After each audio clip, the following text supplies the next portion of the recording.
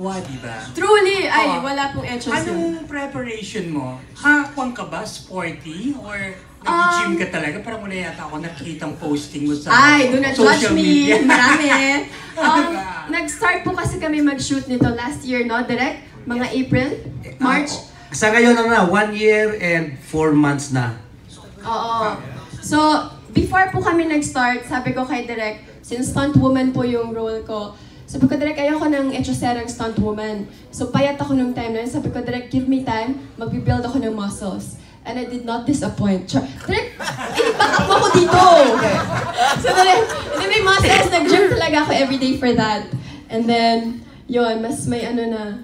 Pero, i-back up mo ako. alam mo ba, sa akin, ang amazing din sa isang artista, siyempre, nandun na yung preparation sa kalate. Pero sa lahat ng artista ko, and also with Erich, na when you just like to do it simultaneously and at the same time, yung biglaan na lang na paplanuhin nyo na gawin nyo to and gagawin nila lahat. I think mas yun ang exciting doon.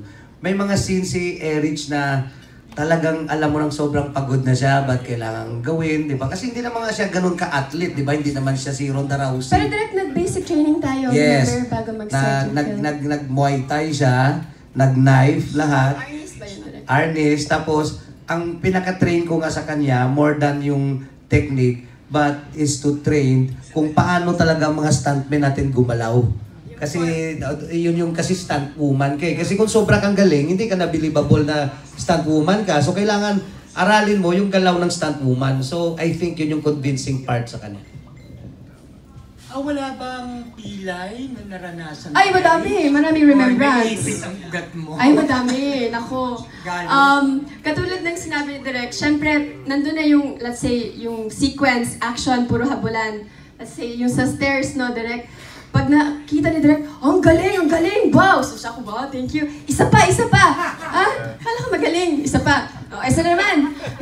Ang galing talaga niyan! Thank you, Direk. Isa pa! Hindi siya tumitigil. Hanggang sa yun nga, no, we will not stop today. Parang gano'n. Char lang na rin. And then yun, sobrang, pag sinasabi ni Direk na, wow, ang galing. So ikaw naman, pabibo, more. Hanggang sa, yun, feeling ko, hanggat hindi nakukuha ni Direk yung gusto niya siguro, talagang ipupush ka pa niya. At yun yung sobrang nagustuhan ko sa kanya. And si Direk, hindi lang siya basta director. Lahat pinapakialaman ba yung word doon?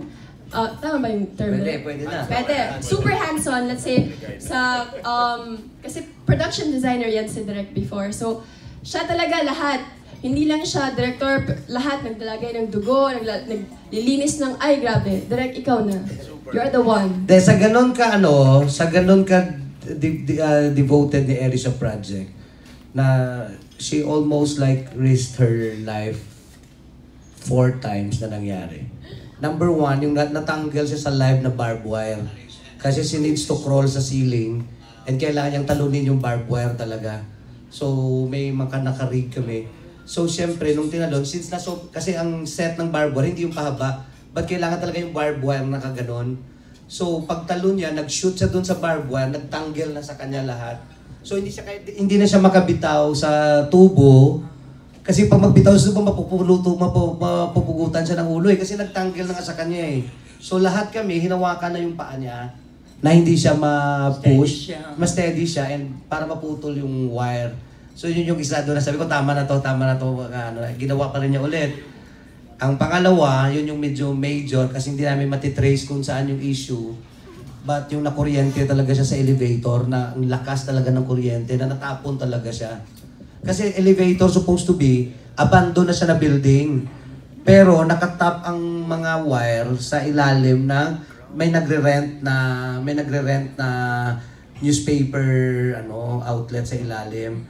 So hindi na namin alam, nakala patay na lahat, nag-operate na pala sila. So timing yun yung scene ni Erich na biglang pag nakaandar na lahat ng kuryente sa ilalim. So talagang shake siya kaagad.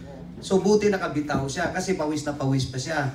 So sabi ko, okay, scrap na to na scene. Or tanggalin na to. Sabi ko, it's too dangerous. And bababa kasi sa 40 feet eh. Magra-rappel siya sa kumbaga, di ba, nakita niyo yung loob ng elevator. Sa likod, ay itaas. Isa itaas, doon siya magra-rappel papunta doon sa elevator mismo. sa expose siya magra-rappel. Tom Cruise pala ang pe. Oo, Tom Cruise. Oo. So, dalawang beses nangyari yun. And talagang tinigil ko na talaga kasi sabi ko madidisgrasya ka. And sabi ko, the next day, Rich, tinanggal ko na yung scene. Nagalit siya sa akin. Bakit tinanggal mo? Gawin natin ngayon to. So yun, last day, talagang ginawa pa talaga. So hinanap na namin yung buong kuryente. Hinanap na talaga. Tapos, maganda, pag di siya makuryente, sobrang Pinoy na Pinoy, nilagyan namin ng maraming asfalto yung kamay niya.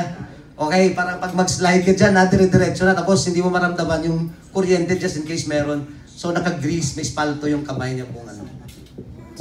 Carry pa ba ulit mga ganang pelikula? Yes, it's more. Oo, part 2, direct. Well, part 2 kasi ng We Will Not Die Universe ito.